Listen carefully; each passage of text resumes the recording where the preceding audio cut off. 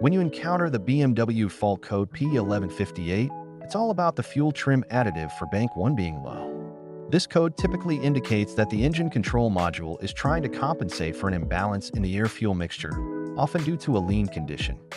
First, check for any vacuum leaks. A small crack in a hose or a faulty gasket can throw off the entire system.